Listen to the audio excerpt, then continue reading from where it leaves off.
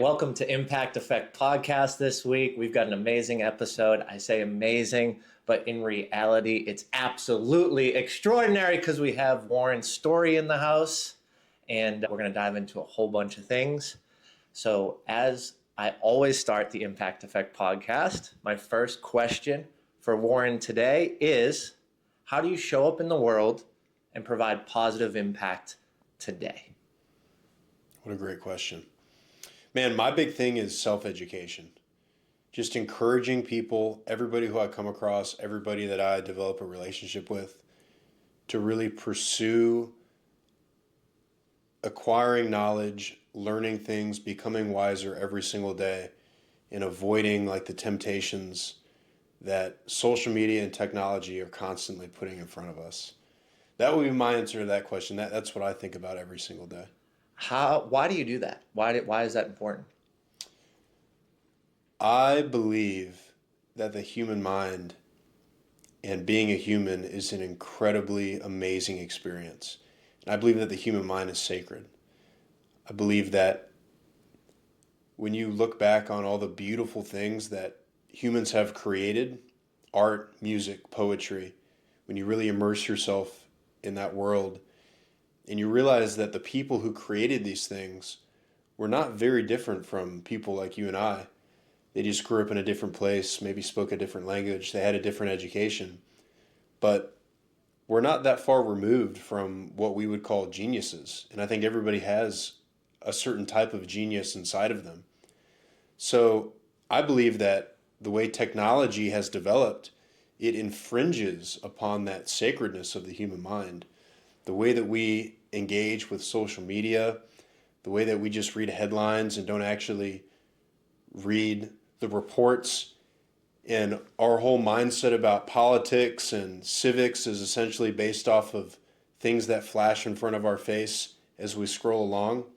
I think that we have to be really careful to not hand our minds over to these algorithms, to these platforms, and essentially lose our ability to think for ourselves in that process. It's such an interesting concept because we're showing up in a conscious state, but are we truly conscious, right? Based on the distractions, based on where our mind's going, based on those little blips of dopamine hits and interactions. When do we have time to reflect and think deeply and then share it on a level that's received in a deep manner as well? Yeah, I mean, does that exist in today's world? Where do you find that? What really, your first point was great. Like, are we conscious or are we unconscious? You know, anytime because like I'm not perfect. Like I get caught up in Instagram and social media. Like I love Twitter, all this stuff. You're a human. We're humans. Yeah, I'm a human being. But every time I've caught myself, let's say like I go into Instagram to post something, and then all of a sudden, 20 minutes later, I've done what I was gonna do. I'm on some feed, 200 videos down in some rabbit hole. I have no idea how I got there. And then when I look away from my phone, it's almost like I just woke up from this slumber and I can't even remember a single video that I just watched. That's the craziest thing to me is whenever you get caught up, whenever I get caught up in that scrolling trance. Yeah. I never remember anything that I just watched. Maybe like one or two videos, but it's never anything that sticks. Like the time is just completely wasted. It's gone. I've never learned anything from scrolling on Instagram. You're referencing a point that maybe I can tie together. Is this the same as you take a phone call and you drive 30 miles to your destination and you don't remember any point of driving there? Well, is that a trance that's similar to the trance that social media puts you in? Well, I would say no. I would say that the driving trance, that's something out of habit. At least you're doing something productive, like you're getting somewhere, like you're accomplishing some sort of a task, But the social media trance is more like your brain is being opened up and shit is just getting, can we curse on the podcast? Of course. Okay. Shit is getting poured into the top of your head and you have no idea what ideas are now being put into your subconscious mind, and you cannot even fathom what those might turn into later on. That's what I think is important. That book that I brought today, As a Man Thinketh, it talks about how you have to be careful with what you let into your brain, what you see, what you hear, what you read. We have to think about these things every single day. When we turn on the radio, what is this song telling me about who I am, about what's important? What type of values is this content that I'm looking on social media, that I'm reading, whatever it is, this billboard that I'm looking at? Our subconscious mind stores everything. Our conscious mind is not as good at recalling everything that our subconscious mind has, but we have to treat every single thing that we engage with as a seed that's going to get planted into our brains. And that seed might not sprout for 6 months, a year, 5 years, 10 years. But the worst thing we could get ourselves into is realizing 10 years from now that we planted a garden that's not serving us. And now it's hard to get these things out of our head. Trauma is a great example of that. People who experience PTSD, like, you can't get that stuff out of your head. That's a very extreme example. But I think that kind of paints the picture of what I'm talking about. Like, we really have to guard our senses and what we consume, because our mind's a garden and we want it to flourish and not die. Totally. Totally. You look at the American population, I think some obesity facts just came out in the 70s percentiles. And you look at health and you see that people are disregarding health. I mean, let's just face it, a majority of people are disregarding health, and that's physical in the present. You see it. You're going to see yourself in a mirror at some point. You can feel it, and you can kind of identify some of those sluggish moments or those struggles. But then you think about all the stuff that you're digesting into your brain and into your knowledge base. And if we can't analyze and realize what we're doing and the physical cause of eating poorly and what that does, how do you teach someone the mental cause of what they're ingesting? Yeah. Like, that's a huge feat to battle, I would suggest, because it's not physical. It's not in a short timeline. It could never come back up. It could come back up when you need it most. It could hurt you when you needed the opposite most, right? Like, you're talking about these seeds flourishing at a time which is unknown. How do you tell someone who's struggling with health and they can see that to now focus on what they're ingesting in their brain? That's a fantastic question. For my personal experience, I gauge my mental health from the quality of my thoughts when I'm in silence. Woo, let's repeat that one. Can you say that again? I gauge my mental health by the quality of my thoughts while I'm in In silence. silence. You have to set time aside to do that. It's really easy to wake up and not have a moment of silence in your entire day, go to sleep, and just repeat, repeat, repeat, repeat, Oh, yeah. and never actually take the time to reflect on your own mind. We're constantly able to access a distraction with our phone anytime, anywhere we want.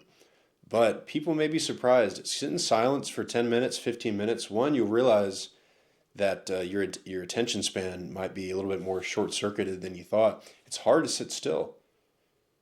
For 5 minutes sometimes is difficult. 5, 10, 15 minutes with your own thoughts. You'd be surprised at some of the things that you're forced to face, even in such a short amount of time. Now, you have like longer examples of this, where, certain like meditative practices where you spend days in silence, solely reflecting on who you are in your life. And those can be pretty transformative experiences for people who go through stuff like that. For the everyday person, just 10 minutes in silence is like a quick litmus test. What am I putting into my head? When I sit there for 10 minutes, am I stressed? Am I anxious? Are my thoughts causing me to feel nauseous? Does my body feel uncomfortable? Or am I able to fall back into my mind and appreciate the garden that I've cultivated for myself? What have I painted the inside of my head with? And is that something that I can live with? I think that most people, including myself at times, use the accessibility of social media as a way to distract ourselves from ourselves. When you were talking about this earlier and you were talking about the silence piece, I think the biggest struggle that most people faced and what I faced navigating through this process is, do I like and want to face what comes into my mind when I'm not distracted? Yeah. And there was a point in time where I didn't want to go there and I didn't want to think those thoughts. And when I faced those thoughts, when I did a lot of reflection, whether that's writing to get it out of my brain, I felt a release, Dude. right? And then when I realized and analyzed how I was showing up, who I was, what I liked and didn't like when I looked in the mirror, is when I had the most impactful change of my entire life. It's when I stopped playing victim. It's when I stopped abusing alcohol. It's when I stopped, hanging around with people who literally were giving me every sign and update or tip that they were not in it for the positive impact of and growth of myself. They were in it to take and grab and gain for themselves at any cost. Yeah. But it was so, when you reflect and when you think through these things, you start to identify and realize what's true. Where's the truth lie? And is this a story that I'm telling myself, or is this truth? And when I started to analyze other relationships and look at the facts, and maybe I don't have all the facts, but the facts that I have, that I've gathered, that I know is true, that is the truth, I started to realize, oh wow, the truth here is this person only needs X and they call me for it, or this person only is trying to get to X and they're using me as a stepping stone to get there. Yeah. Or this relationship, man, you know what? I think this person cares and loves on me, but I'm not sure. So if I'm not sure, then I don't know the truth. Let's go find the truth in this relationship, right? And when you start to seek the truth, whether it's a relationship, whether it's knowledge or study or a book or whatever it is, that path that you're going down starts to identify very quickly what is the truth to be known and what are you making up and what are other people making up. And that path, man, changed my entire life. Yeah. Entire life. Man, what you're saying is so powerful. The search for truth, it makes me think of a Bible verse. St. Paul, I think it was 1st or 2nd Corinthians. He says, when I was a child, I spoke as a child, I thought as a child, I understood as a child. But when I became a man, I put away childish things. When I hear everything that you're saying right now, it makes me think of this whole self-education journey that I think all of us should be on. Really, if you want to summarize it, a lot of it is pulling down the illusions that we live in, pulling down the lies that we not only have been told, but more importantly, the lies that we tell ourselves, the stories, like you say. There's so many stories that we tell ourselves about who we are, what we're capable of, what's important to us, what's real in the world. A lot of those stories came to us when we were kids. Yep. It's a story that our parents told us. It's a story that our friends told us. It's a story that school told us. But at a certain point, when you wake up, it reminds me of something that Plato said. He said, it's okay for a child to be afraid of the dark, but what is a true tragedy is for a man to be afraid of the light. There's a certain point where we have to face who we are, we have to face what our past is, we have to accept it. But when we realize that something's not right, we now have to take on the task of correcting that. And it's not easy. And the earlier that moment happens where you wake up and you look back and you think about the stories that we've been telling ourselves, the stories that other people have been telling us, and arrive at the conclusion that I need to find out what's real. I need to search for the truth. Like you said, truth, that's the word that keeps coming up. What's real? What's reality? What's actually at the essence of this problem that I'm facing? The hardest ones are the ones that we find in the mirror. But we all have a responsibility to pursue that truth, to find out what's real, and to be willing to face our demons. And we all have them. How do we you all face do. your demons? Man, I mean, how do I face my demons? Obviously, it's one thing to like self-reflect, right? You can I can arrive at conclusions about who I am. I can I can think about the things that I've done wrong. I can think about the mistakes that I've made. And to a certain point, that serves a purpose. However, it is also a well that you can kind of fall into and get trapped in. Like self reflection is a medicine that should not be overdosed on. Like you should reflect enough to figure out what you need to do, and then you need to go do something that's going to make the situation better or change who you are. If you keep ruminating on the thoughts, You just drive yourself you'll crazy. drive you will literally drive yourself crazy. I think You the will other drive thing yourself too, crazy. and I'd love to hear if you've ever experienced this. There was a period of time where I call it cleanup, right? I'm cleaning up those demons. I'm attacking them. I damn well know what's right and from wrong, right? I'm fixing some of those things. I'm becoming someone new. I'm making some apologies maybe for some things I said or things I've done in the past. And I got into this phase that completely destroyed my confidence moving forward of being a good human. Yeah. So, what I mean by that is I'm reflecting so much that I start to believe there's nothing good because I'm trying to fix everything that's wrong. Yeah. And that makes you weak. Yeah. So I think there's such a, and I'd love to hear if you struggle with this, but for me, I think there's such a balance. And sometimes you need to do this with someone that you trust at a high level to just have open conversations that are extremely deep to remind you that, hey, you're working and growing and you're identifying all these negative things, but that's making you a better man. That's making you a better person. And don't forget all the good things that you've put in the world, all the good things that you've done. Yeah. Because I think you can plummet and just be like, wow, I'm just so terrible and I need to fix all these things. And you lose confidence. You lose who you are and the good that you've been doing. Yeah. I agree 1000%. Personal development is a process that is best done in groups. Feedback is so important.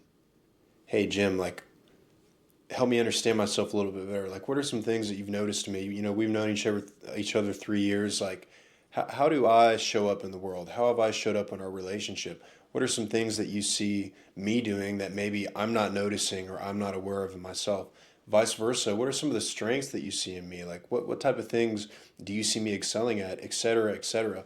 You know, these questions are important to ask a trusted circle of friends. Yep. Keyword trusted circle. Trusted circle of friends. I think everybody should have like five or so people in a circle that they can go to for hyper vulnerable feedback like that. Yep. People who you value their opinion because they're the type of person that you want to become. They're embodying something in their life that you want to embody. They've accomplished something that you want to accomplish. I don't believe in giving much value to the opinion of the masses. This whole thing where it's like, don't care what anybody thinks about you. Don't care what anybody thinks about you. Yes, to an extent. However, I think that you should care a lot about what a few select number of people whom you admire, whom you value, you should really care what they think about you because they might be able to teach you something about yourself that you don't even know. And you may hear something from them that helps you make a change. Positive feedback and negative feedback. To your point, you can get caught up in this reflective process and all you can think about is the negative feedback and it almost becomes like a drug. Like the brain, I'm not sure if it's the cortisol or what it is, but you can get addicted to negativity. Yep. And in the worst case, you then start to create that. You create this negative concoction in your own soul, in your own mind, and then you actually unconsciously, subconsciously start to project that onto others. And this is something that I know I've done in my life, and it just doesn't make you any friends. It doesn't. It doesn't. It doesn't. No, And it's a loop. It's a loop, and you put yourself in that loop. You know. it's an absolute loop. Yeah. Yep. With kind of the personal development side of things and the education side of things, are you ever realizing in real time that you're digesting something that isn't good for you? 1000%. Can you share an experience where you thought maybe this was great to digest, you got into it, realized this might not be in line? What did you do? Can you kind of just walk us through that experience? Because I think listeners understand what we're talking about, they get it, but I also want to give people a legit walk through an example of this. Yeah, well, there's two things that come to mind. One is one that I mentioned where I catch myself on Instagram. I realize I've been on Instagram for 20 minutes and I don't remember a single video that I just watched. And those 20 minutes literally just disappeared. And oftentimes when I look away from the phone, I literally feel like I just woke up from a trance. It's actually terrifying. So that's like a common experience, like paying attention to when I'm feeling numb. And a lot of times I'll go to social media for the same reasons that maybe I'll go to alcohol or I'll go to bad food. It's a numbing agent. So that's just like one daily example that I would, answer that with is that like numbing process of social media. Now, what I really focus on doing is like before I open up a social media app, set the intention. Okay, I'm going to get on for 15 minutes and just read whatever. Cool. At least I know I'm going there for that reason. Or I'm going to wake up, I'm going to post a video on this page and this page, and then I'm going to get out. Not just opening the app because it's a habit. Dude, I remember when I deleted Instagram off my phone, my dude, my thumb used to just go to where the app used to be. It was like this crazy thing, and I caught myself doing that. And when I caught myself in moments like that where I'm realizing that this thing has taken over my mind and is moving my body in a way that I'm not controlling, that's a serious wake-up call.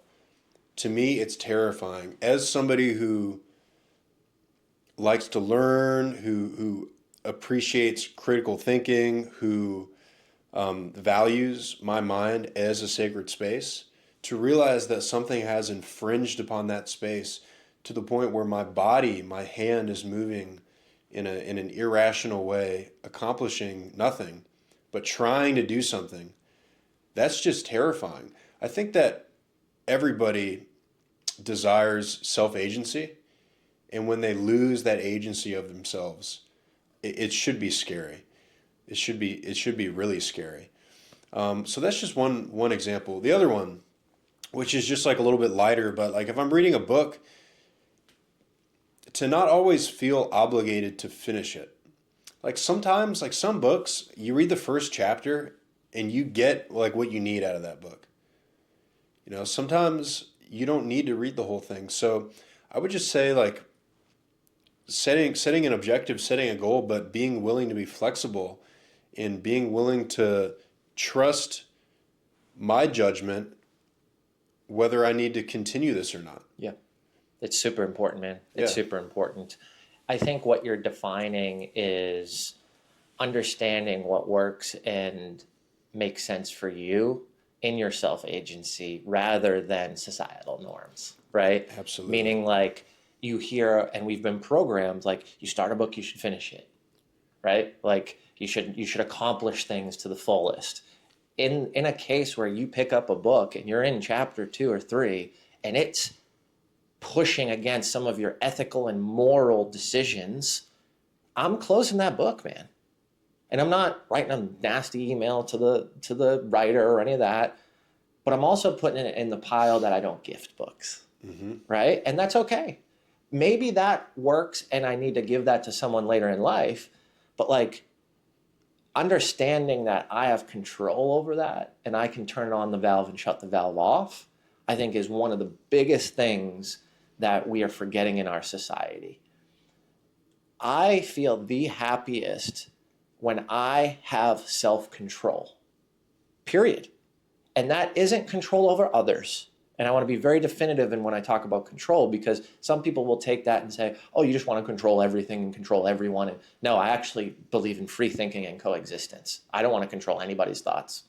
I want to provide my thoughts, my information, my opinion, and I want you to develop your own opinions, your own knowledge base, your own thoughts based on maybe what I said, maybe what I didn't say, maybe on a collection of thoughts, maybe on a collection of information or data. I want you to make your own decisions.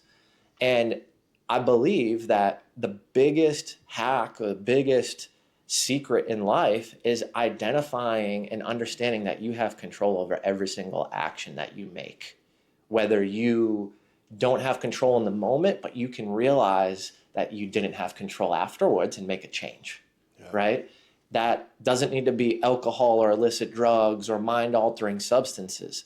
That can literally be, hey, the energy between me and X person doesn't feel right, so I'm not going to engage in a conversation no matter what. When they say, hey, Jim, do you want to work together on this project? And I say no, I have the control that I don't need to explain anything after that. No is the answer. And it's not being a jerk or being an asshole. The fact of the matter is I get to control the inputs and the outputs of my own life. And when I have control over that, when something feels off in my gut, when someone's energy isn't aligned, when someone's doing something solely to make a buck, and it doesn't start off with the positive impact for the consumer and how are we going to, go above and beyond of the fulfillment of the service or the product. If we just go to the dollar, like, I'm not doing it. And am I maybe missing an opportunity? In your mind, maybe yes. But in my mind, that's a distraction. It's not an opportunity. And if I can control the distractions in my life and I can go down a path, whether it's the right path or the wrong path, I fucking own that path because it's my choices and my decisions based on the best decision I could make in that period or in that moment, in that time. And I'm okay to fall on the sword if it's the wrong decision or the wrong path because I made it without an excuse or without this outside influence. I own the shit. Yeah. And when you own something, whether you win or lose, damn, I feel good about it. 1000%, man. It's so good what you're saying, man. I just love having conversations like this. To your last point, if you own it, even if you lose, you feel good about it. It reminds me, well, a lot of what you just said reminds me of one of my favorite essays, Self-Reliance by Ralph Waldo Emerson. And it's such an incredible piece of literature, and it touches on so many of the points that you just talked about. He says, envy is ignorance, imitation is suicide. Dude, full goosebumps, bro. Woo! Woo! He talks about the power of an original idea, sticking to your principles, being who you are, even in the face of loss, even in the face of whatever consequence may come of that. There's something so beautiful that's universally admired about somebody who owns who they are, who owns what they believe in, and who stands for that. Right or wrong, there's something about that type of person that stands out. And he writes about this. It's a fantastic essay. It's maybe 25 pages. But self-reliance, the gist of it is that you need to figure out what's important to you. You need to figure out what type of values you have, and you need to be willing to stand by those, regardless of what other people say. He says, conformity explains nothing. He says, your genuine actions will explain themselves, but your conformity explains nothing. And this is one of the biggest issues that we fall into without thinking about it is this conformity to societal norms, to societal standards. In Emerson's essay, manhood, as he describes it, a principle of manhood, a fundamental pillar of manhood, is to have your own ideas and your own beliefs and your own principles and your own values that you arrived at through your own judgment. and to not fall into the ways of the crowd. And that's hard to do. It was hard to do back in the 1840s when he wrote it, but think about how hard it is now when we carry around these propaganda machines constantly in our pockets. How easy it is for us to fall into the trap of just thinking about what's popular and taking a belief because we see it frequently. That's the craziest thing. Some of the things we believe, we only believe it because we see it so frequently. Repetition. Repetition. If you put something in front of somebody enough, they'll buy it. You're describing an understanding in a period of time that I went through in early 2024. In 2024, I decided to fire every single coach, business consultant, everybody that was on my team. I let go of every single person.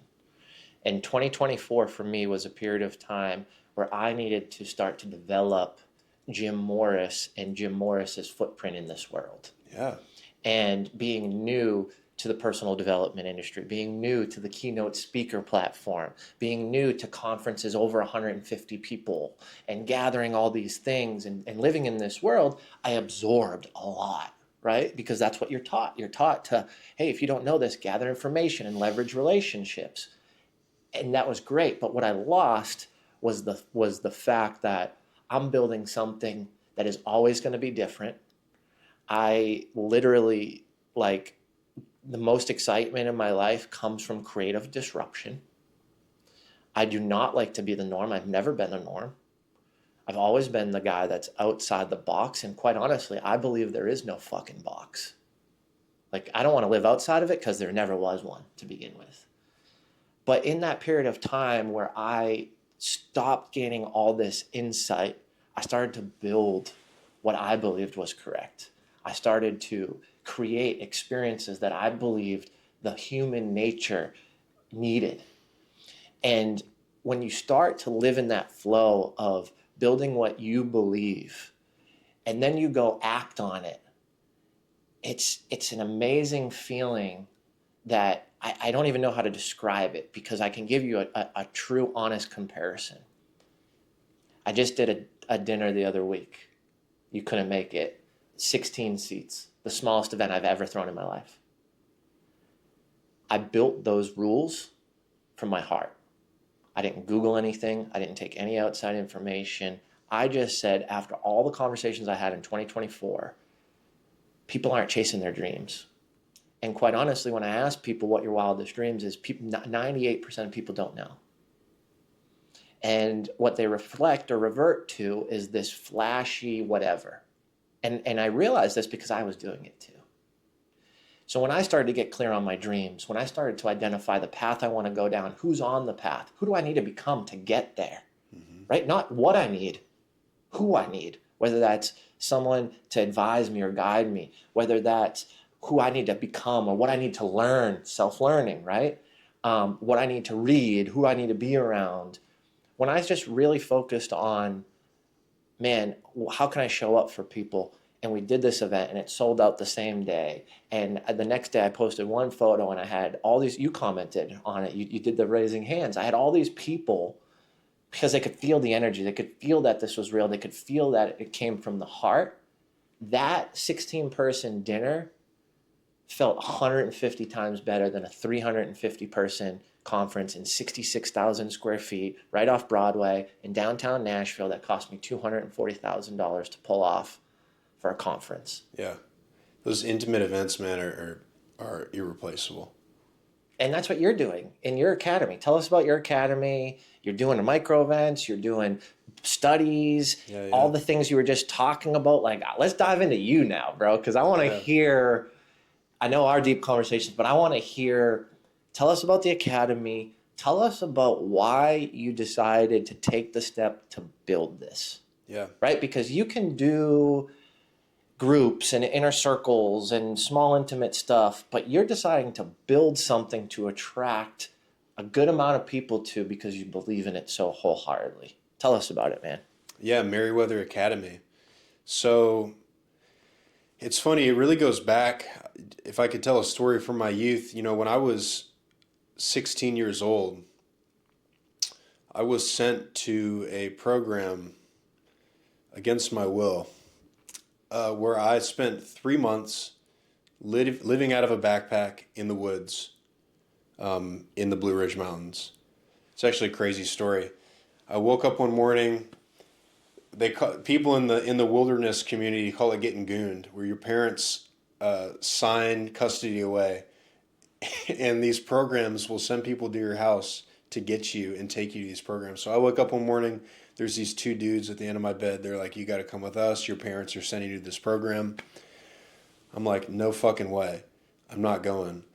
And all they had to do is like flash the zip tie handcuffs, and I was like, "All right, Yeah. we'll go." And these are like two like big Samoan dudes. Like these guys were not fucking around. Wow. So I say all that. I go to this program, and I was just like a troubled kid, man. Like I've never really, kind of like what you said, like I've never really been the norm. Like I was always just like getting into trouble. Like had a hard time sitting still in school.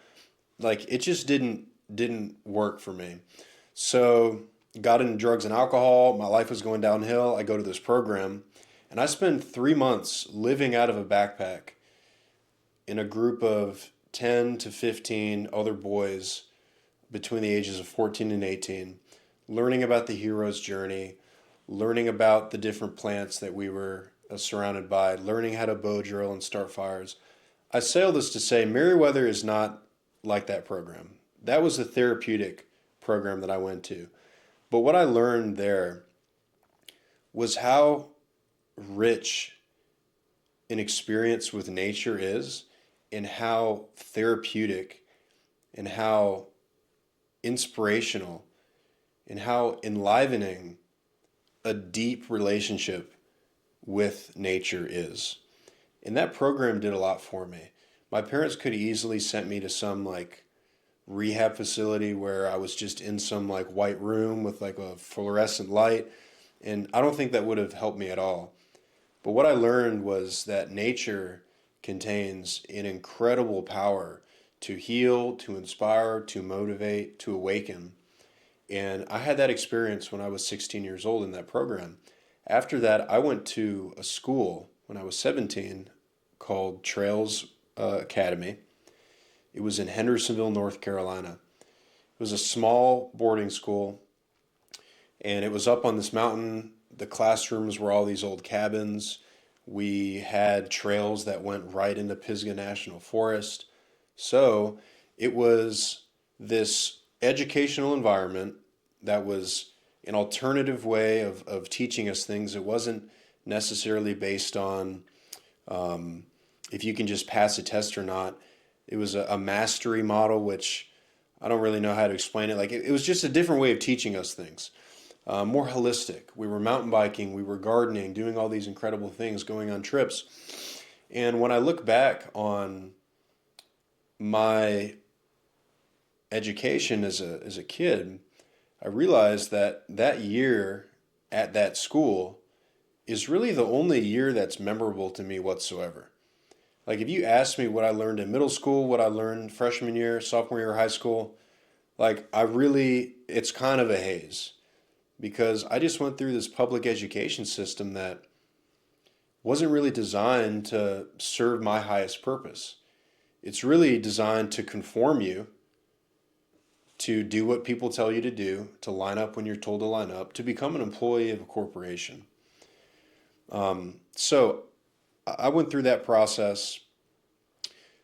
The highest ambition of Meriwether Academy is to establish a boys' school in Eastern Tennessee where we create an educational environment for boys between the ages of 16 and 19. The sweet spot for the first semester will probably be boys who are leaving high school, about to go to college, and they take a gap semester at Meriwether to have this experience, to get some credits at Meriwether before they go to college. Yeah. That's probably what the pilot program will be. So that's the 5-year goal of Meriwether, to actually build a campus, to offer an educational environment. And what that educational model focuses on are what the ancient societies, as well as modern classical models knew were important, which is how do I get this young man to develop a holistic worldview, to understand a little bit about everything so he can move through life with wisdom and not be pigeonholed in knowing just a lot about one thing. And it comes down to studying things like architecture, astronomy, philosophy, writing, rhetoric, reading the classic books that a lot of public schools don't encourage anymore. Immersing this young man in an environment where he develops a worldview that is balanced, that promotes curiosity, that promotes being interested in life, and it's pro-human. So this is kind of what the idea for Meriwether is. Ultimately, is to create that school. The other side of that, that's the classroom stuff. The other side of it is a deeply immersive relationship with nature. So in that semester, we'll go on a handful of wilderness expeditions, hiking through the mountains, spending days at a time off the grid in the mountains. Kayaking, we did some of these trips at my school. We would kayak out at Charleston. There's something so priceless about that relationship with nature.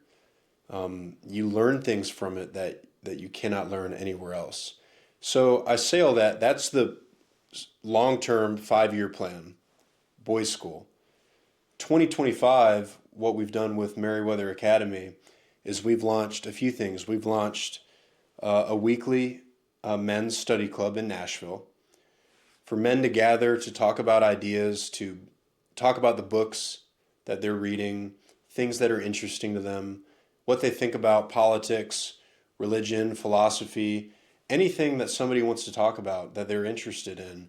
This study club is a place to cultivate those ideas, to debate even perhaps with other members of the study club, so we can refine our ideas together and become wiser through that process. So the study club. The second thing are our men's retreats, which are going to be a lot of fun. The first one's in April. And this men's retreat is, we're going to be out on this 800-acre farm. It's 2 days and 2 nights. It's a Friday night and a Saturday night. And we've got a lineup of speakers. We're going to be talking about all of the things that I just discussed, which are a part of that Renaissance man style of learning. I've got people who'll speak about architecture and design, sacred geometry. What did the ancient architects know about how to build something? And why can't we replicate those things in our buildings now? Why does modern architecture look so odd compared to some of the beautiful churches that we were able to build in the past? What did they know that we aren't using now? We'll have people who speak on mythology, the hero's journey. How can we understand the essence of the human mind and our desire to digest stories and our desire to tell stories? Like, what do the myths of the old world teach us about ourselves and what it means to be a human? What is the hero's journey? Why do so many of these stories fit this perfect template of the hero's journey? And how is it that all of these stories, regardless of what type of culture they came from, somehow have stories that fit this template, that it seems like it's just the perfect story. There's like something so real about it. And when you read something like the Odyssey, it speaks to a part of your soul and engages you in a way that's just so beyond what any type of modern entertainment can do. So the men's retreats, history is also very important. Understanding who we are, where we come from, what were the values of the people who came before us, what can we learn about the future from that. So it really is this it's like Renaissance man summer camp, man. So we're going to be listening to these speakers on all these different topics. We're going to be writing, we're going to be reflecting, we're going to be comparing notes. Then there's a whole aspect of it, which is the wilderness skills.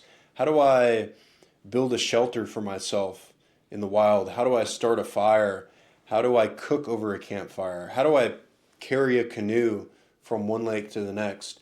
Just some fundamental wilderness activities that kind of, get your body working, get you outside.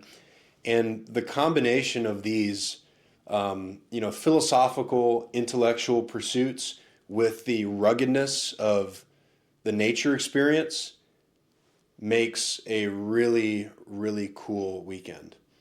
And that, in my long rant, it's like a 20-minute rant, man. You're passionate about it, Yeah, man. no, I'm very passionate about this. Yeah. What do you want the outcome to be for a man that comes to that retreat? Yeah. So you said it's a Friday night, Saturday night. Friday night, Saturday night. What does Monday look like for a man that comes to a Meriwether Academy retreat? I think that after a Meriwether Academy retreat, a man looks in the mirror and he looks into his own eyes and he realizes how sacred his mind is, how capable he is, and how important it is for him to spend his time wisely, pursuing things that make him wiser and not weaker. I like it. Yeah. I like it. Yeah. Thanks, man. It's the reason why I like it is strictly around the fact that you have been acquiring this knowledge base. You have been bringing in speakers to your events. You have been having these discussions and these study groups since the day I met you, right? Like this isn't just, hey, we're going to build this thing. Like you've been doing this in different pockets and different ways and shapes and forms. And I've come to your events. I've come and I've seen speakers and it's changed my mind, right? You've been to some of the crazy ones too. Like I think you came to the Egypt one. Yep. That was wild. To bring those concepts to a base level of knowledge, knowing that I don't know as much as you, but I can still interact. Yeah. Right? Like I can still formulate ideas. Some stuff may sound crazy, or I may not have a knowledge base that's wide in it, but it's relatable. There's logic, and your speakers that you bring in have made their topic their life work almost.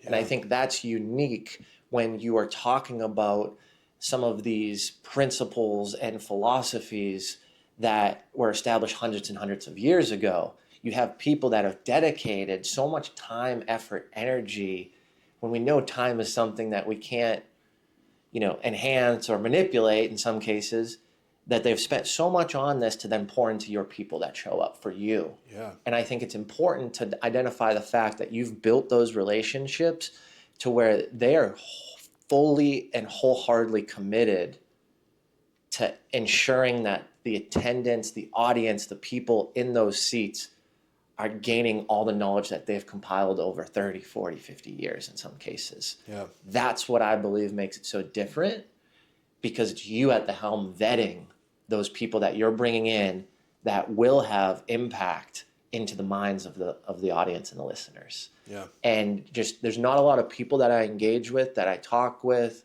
that care as much as you do about the fulfillment of the audience, not the fulfillment and what Warren gets out of it.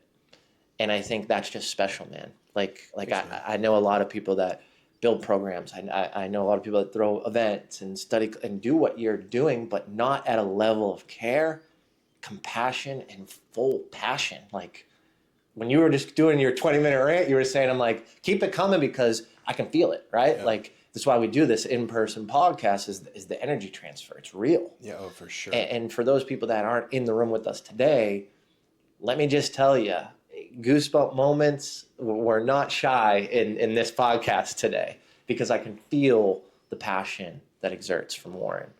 You talked about earlier who you admire. And someone asked me who I admired a year ago, and I didn't have an answer for them. It's been something that I've tried to broker in a majority, if not almost all of my conversations over the last 12 months. Because again, it's something similar to what's your wildest dream that people aren't formulating, people aren't thinking about. And there's plenty of people that are and probably think about this often, but I've found the more I ask that question, the more people don't know the answer. Two-part question to you. When you ask people who they admire, do most people have a response for you? And then the second question is, who do you admire right now in the world? So I don't know if I ask that question a lot to necessarily be able to speak on other people's response. I do like kind of what you said about people not thinking about what their wildest dream is. It's risky to tell somebody what your wildest dream is. Because what if you fail? What if they see you fail? Then you're a loser. All these things. Or even worse, what if someone holds you accountable to it? What if somebody holds you accountable? That is fucking scary for a lot of people, because it's not just you telling yourself the story, it's someone knows the story and they're checking on if you're living it. Dude, I mean, having a circle that holds you accountable is priceless. It's annoying as fuck at times, but it should be annoying. Like, real accountability should be annoying. You should be pushing buttons. You should be pushing buttons. Like, you said you were gonna have this done 2 days ago. What the fuck? Like, if you got a circle of friends who are really holding each other accountable, it should be annoying. It should be constantly pushing your buttons. And every time a button gets pushed, you should reflect on what part of your mind is that pushing on. Why are you getting triggered by that? But to answer your second question about who I admire my father. I think he's an incredible man who I'm alike and also unlike in so many ways. I would hope that every man has some admiration for his father in some way, or if not, considers wrestling with that relationship and finding a way to admire his father. Because fatherhood is at the absolute foundation of a man's life. Our relationships with our fathers dictate so much about who we become. And you're a father yourself now. You have more to say about that than I do, so I'll let you speak on fatherhood. But people who I admire, dead or alive. I'm more so interested in why you Yeah, admire them. I'll speak on a few people who are living. So Ed, you know Ed Clay, produces podcast. I admire Ed because of the reasons he does what he does and his motivations and his spirit behind his entrepreneurship. Ed he's a former MMA fighter, started Nashville MMA, real estate investor in Nashville. 10 years ago, his mom had a rare form of rheumatoid arthritis. And he had done research and found this thing called cholestoxins, which was an immunotherapy, essentially a treatment designed to help the immune system fix the issue. Unfortunately, he wasn't able to get that treatment in the United States. So he finds a hospital in Mexico that offers that treatment. By the time he gets to the hospital, they've been closed for 2 years. So what does he do? He buys the hospital. He hires back on the original staff, and he sends his mom down to get treatment. She goes down there in a wheelchair. She leaves 3 weeks later walking. So think about, what does it take to buy a hospital for your mother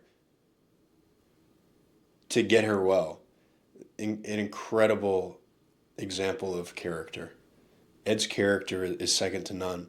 And that started a 10-year process of them doing cancer treatment, them doing ibogaine therapy, now stem cell therapy with a new cancer lab.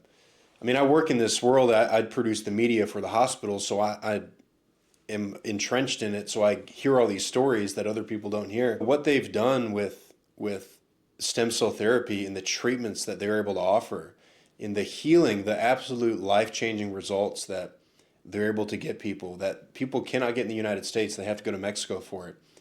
Absolutely changing lives. If you're talking about a product that actually is changing somebody's life, there's a lot of shit that we don't need. Like, the economy's flooded, like all this stuff that we need to buy, like there's just a bunch of noise, right? But CPI offers a treatment to people with back issues, joint issues, that is actually life-changing. You can actually avoid, in many cases, having to do surgery by getting these stem cells. And what's so inspiring about it, I'm like selling CPI now, but this is like, it's awesome. But the difference is you are selling it from your heart because you've heard the stories and you've seen the positive impact. and you Yeah. don't have a tie to the financial No. gain of that company. So like, No. this is actually the real raw shit that you want to hear. And I'll circle this back to why, because we're talking about Ed. So, like, it's just a testament to anybody can do anything. Ed and Scotty and Dedrick are the partners in this hospital. Ed doesn't have a college degree. He's a college dropout. And he owns a hospital. I don't think Scotty has a college degree either. Dedrick did go to, was it TSU? What? No, I think he went to Fisk. But you have these guys, two of which don't even have college degrees. They're not doctors. They're just like really good internet marketers, is really what their secret is. They're masters at direct response marketing. And now they own the largest manufacturer of mesenchymal stem cells in the world. And they're building, almost complete now, the most advanced cancer diagnostic lab on planet Earth. These are just guys who are really good at social media advertising and Facebook ads and running a business. It's inspiring, man. Inspiring. It's absolutely inspiring. So when you really dig into Ed's story, you realize like this man has exemplary character. He's persevered through a lot.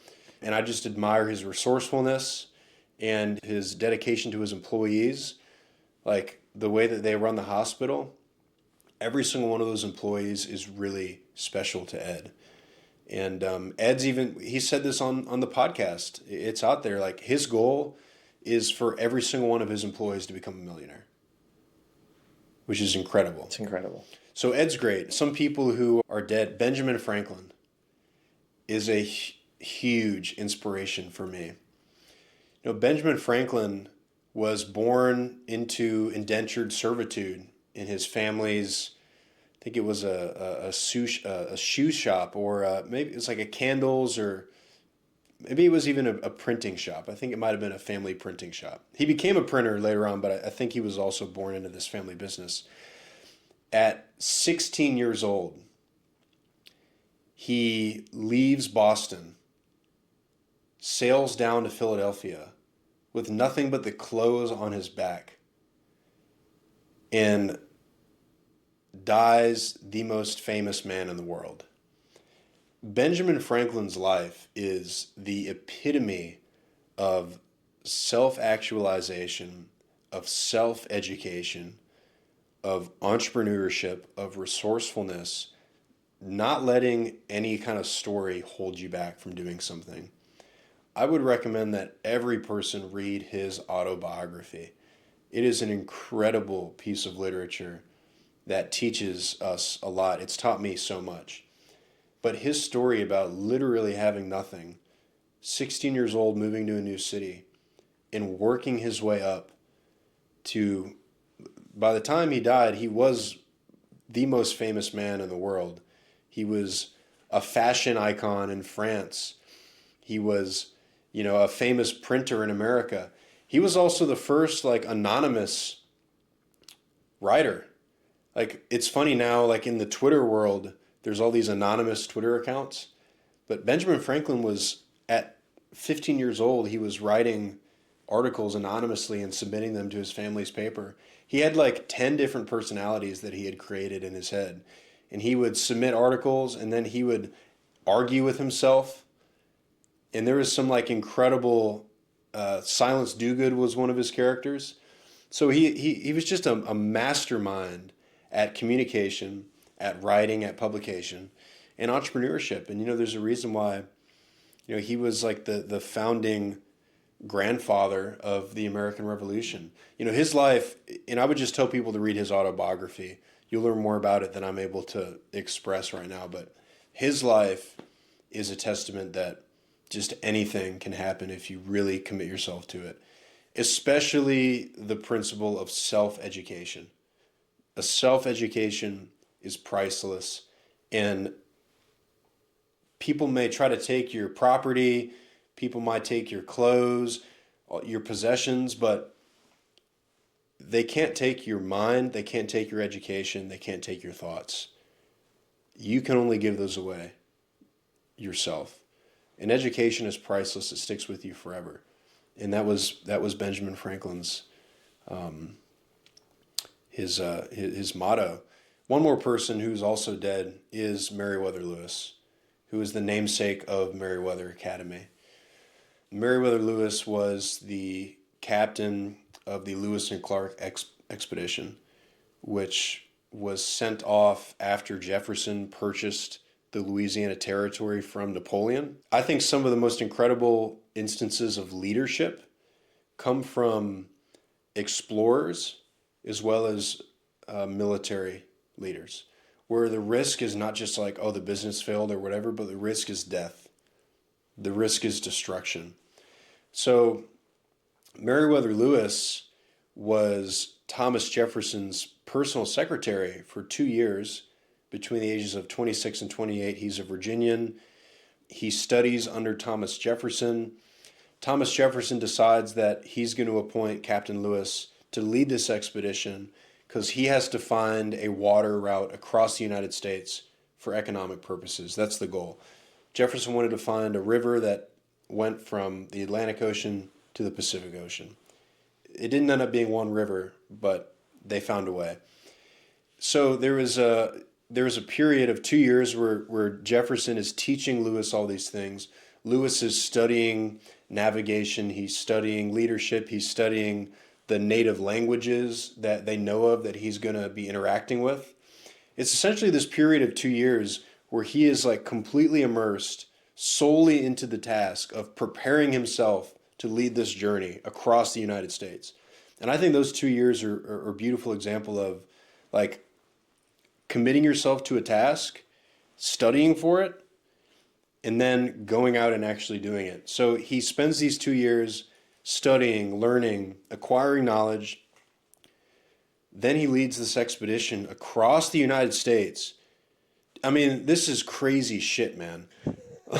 Like, across the United States. A land where that wasn't walked and Bro. lived on before, man. Bro, across the United States, back. But what's crazy, he leads this group of 40 guys out there and back. Not a single accidental death. One guy died of appendicitis near St. Louis.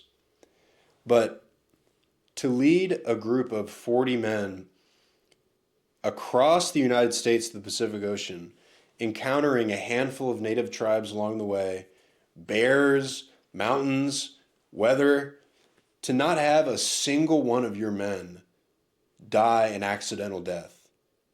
And this journey was, gosh, I think it was almost 3 years. They were out there 2.5 years. Wow. That's amazing. But it's funny because my favorite thing about history is to not only study like the events, but I want to know like what was this person like? Like how did they think? What was their personality like? Dude, Meriwether Lewis was a fucking maniac. He was out of his mind. He was insane. He ended up killing himself just down on the Natchez Trace near Nashville, 70 miles from Nashville. Wow. Meriwether Lewis was a maniac. And when you study the story, you realize that there are times when he makes weird decisions. Like they go hunting one day and he picks this guy to go hunting with him. And this guy like can't see for shit. He ends up shooting Lewis in the ass and like putting him on his back in the canoe because his leg's so fucked up because he got shot. And Lewis knew this guy couldn't see. Why did he pick this guy to go hunting with him? So when you really study the story, which I've like obsessed over the story, you realize how imperfect this person was. He's a human being. He made mistakes constantly. He pissed people off. He did things that just didn't make any sense. He did things that put other people's lives in danger. Yet, he's a human being, just like everybody else. Through those mistakes, he was able to persevere and to do something incredible. So his life is really, it's an interesting example of like a truly heroic man who also was like greatly faulted. And I think that it's important for us to not just think that these heroes are perfect, because they're not. There are some examples of people who lived like pretty wildly virtuous lives, but like there's always a vice. There's always a shadow. And I think that we have to accept our shadow to become the best versions of ourselves. And I like to dig in and find those shadows in history. It helps me relate to these people. and helps me realize that these things are not unattainable. These are men just like you and I. They had issues just like you and I, and they overcame them. Wow. Wow. There's a lot. This is what I'm talking about with the passion and the depth around your academy. Yeah. Is this isn't just let's pick a name, right? This is what are the defining characteristics and what aligns with what I'm trying to help these men and these boys with. Yeah. So I just appreciate you, man. I appreciate the time and the depth you're putting into this program. Sign me up for the retreat. I'm excited. I can't wait to be there. How can listeners in the audience find you and connect with you? Learn more about the Academy. Man, well, meriwetheracademy.com. Look at the meriwetheracademy.com, MERIWETHER academy.com.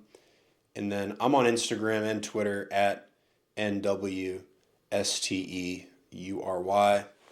Send me a message. I would love to talk to you about things that you're interested in. If you're in Nashville, I'd invite you to come join our study club, hang out with us, bring a book that you've become interested in. Would love to ask you questions about it. I would love to also tell you more about the retreat. So hit me up. I'm around. Thanks for joining us on the Impact Effect podcast, Warren. Man, I'm so excited to see what 2025 brings. Yeah, thanks for having me, man.